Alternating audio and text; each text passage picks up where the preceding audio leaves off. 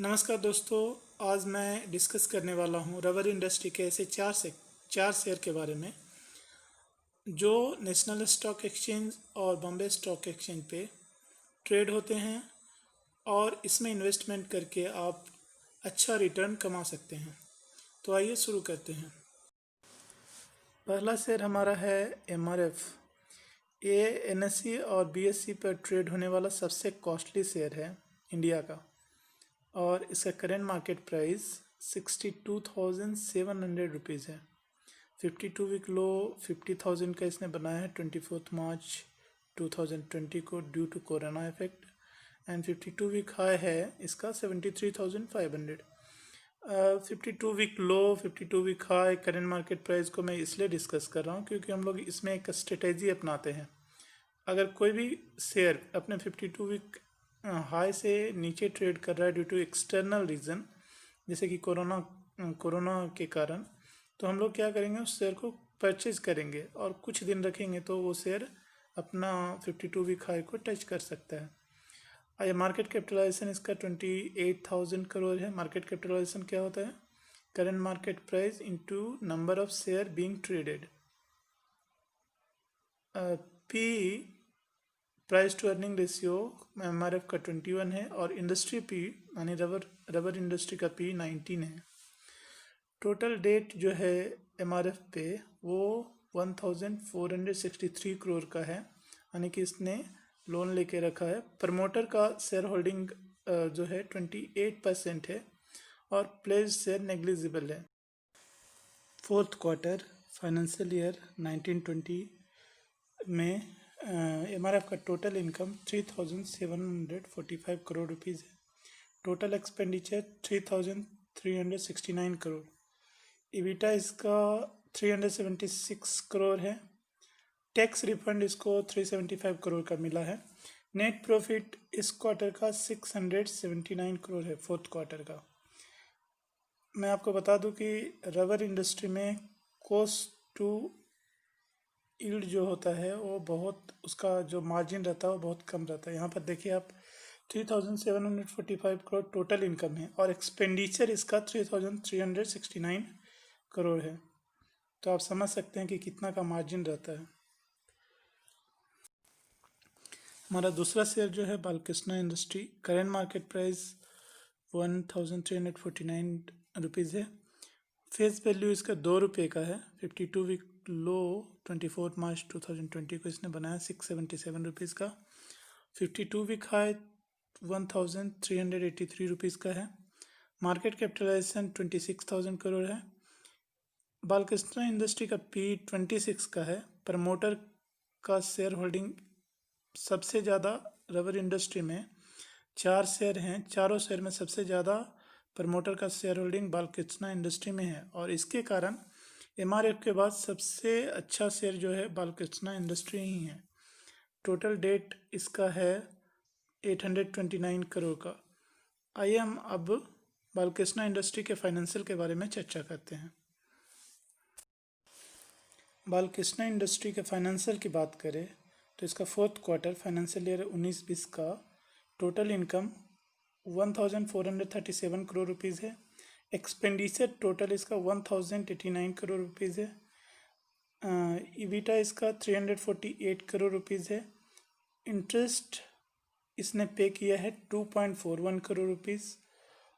Tax इसने पे किया है 81.61 करोड़ और नेट प्रॉफिट जो है इसका 264 करोड़ रुपीज़ का है। तीसरा शेयर है अपोलो टायर्स। इसका फेस वैल्यू 1 रुपया है। करंट मार्केट प्राइस 123 रुपीज़ है। इसने 52 वीक लो 74 रुपीज़ का बनाया था 24 मार्च को 2020। 52 वीक हाई 206 रुपीज़ का है। Current market price 123 rupees means due to corona effect इसका करंट मार्केट प्राइस कम होकर 206 रुपीज़ से लुढ़क कर 123 रुपीज़ हो गया है। तो इसमें इन्वेस्ट करने का अच्छा चांस है हमारे पास। अगर हम इन्वेस्ट करते हैं तो 1 साल 2 साल में ये हमको 206 या 206 से ज़्यादा देखने को मिल सकता है। अगर मार्केट कैपिटलाइजेशन की बात करें तो इसका मार्केट कैपिटलाइजेशन 6,542 करोड़ का है। अपोलो टायर्स का प्राइस टू अर्निंग रेशियो 13 का है। प्रमोटर का शेयर होल्डिंग परसेंटेज जो है 41% है, प्लेस शेयर 16% है और टोटल डेट 2,736 करोड़ का है। अपोलो टायर्स का फाइनेंशियल के बारे में बात करें तो फोर्थ क्वार्टर फाइनेंशियल ईयर 19-20 का इसका टोटल इनकम 3,608 करोड़ रुपीज़ है। टोटल एक्सपेंडिचर 3,449 करोड़ रुपीज़ है। ईबिटा 159 करोड़ है। ईबिटा कैसे निकालेंगे? Total income minus total expenditure.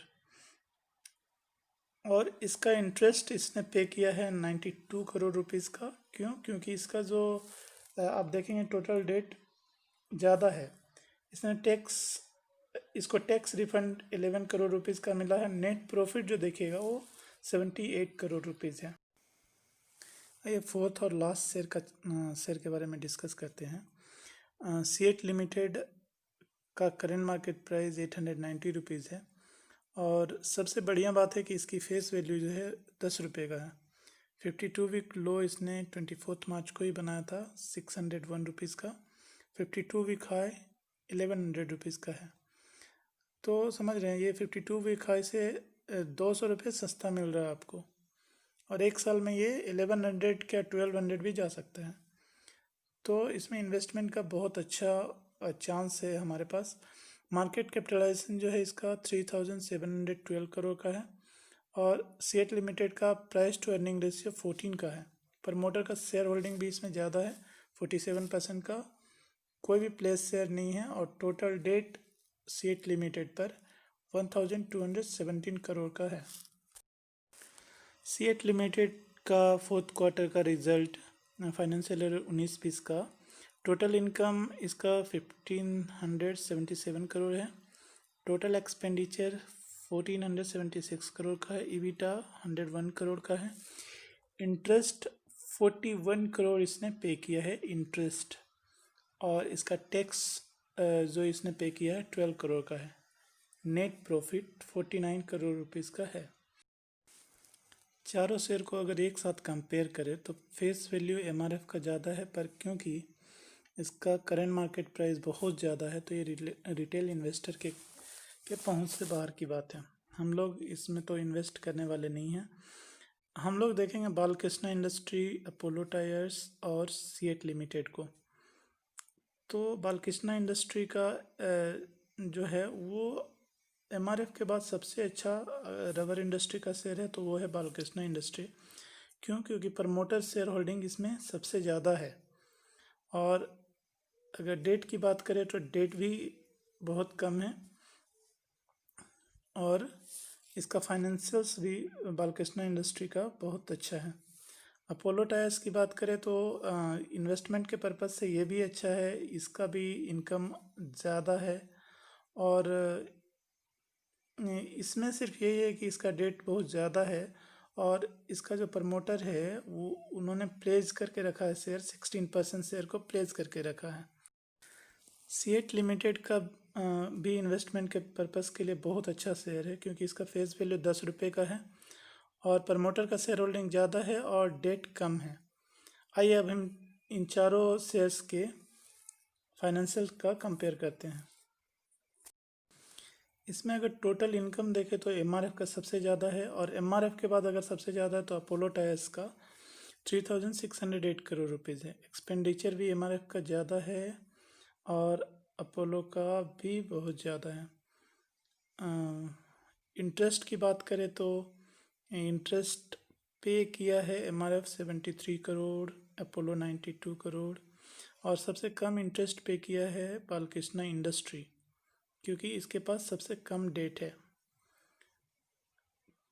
Net profit की अगर कंपेयर करें तो 678 करोड़ एमआरएफ का है, बालकृष्णा इंडस्ट्री का है 263 करोड़, अपोलो टायर 78 करोड़ और सीएट लिमिटेड का नेट प्रॉफिट 48 करोड़ का है। अगर हम कंक्लूज़न की बात करें तो हम इसमें क्या करेंगे? या तो इन्वेस्ट करेंगे या तो इन्वेस्टमेंट नहीं करेंगे। तो अगर हम इसमें इन्वेस्टमेंट करना चाहते हैं तो मैं आपको रिकमेंड करूँगा जो जो मीन्स जो जिस रेशियो में हमने लिया है शेयर्स को, क्योंकि एमआरएफ हमारे पहुंच से बाहर है, तो एमआरएफ में तो हम नहीं करना चाहेंगे। कोई भी रिटेल इन्वेस्टर नहीं करना चाहेगा उतना। एक शेयर के लिए 57,000 60,000 रुपीज़ तो नहीं कर सकते। तो अपोलो टायर्स में 30 शेयर का आपको 30 शेयर का अगर हम 114 रुपीज़ के प्राइस से लेंगे तो 3,000 का इन्वेस्टमेंट करिए। बालकृष्णा इंडस्ट्री 10 शेयर में इन्वेस्ट करिए आप। सीएट लिमिटेड में भी 10 शेयर इन्वेस्ट करिए। टोटल आपको 25,000 का इन्वेस्टमेंट करते हैं तो मेरा एक्सपेक्टेशन है कि ये आपको 2-3 ईयर्स में इसका दुगना आपको प्रॉफिट होगा। मेरा एक्सपेक्टेशन है। इन्वेस्ट आपको करना है, इसलिए डिसीजन आपका है। इन केस आप इसको इसी रेशियो में कम भी कर सकते हैं, जैसे कि 12,500 करना है तो अपोलो टायर्स का 15 शेयर, बालकृष्णा इंडस्ट्री का 5 शेयर लेंगे और सीएट लिमिटेड का 5 शेयर लेंगे तो हमको टोटल इन्वेस्टमेंट जो आएगा 12,500 रुपीज़ आएगा। और एक्सपेक्ट करेंगे 2-3 साल में देखेंगे कि इसका प्राइस जो है कुछ ना कुछ अच्छा हमको रिटर्न दे के जाएगा। तो इसी के साथ मैं अपना जो डिस्कशन है यहाँ पे समाप्त करता हूँ। Thank you for watching.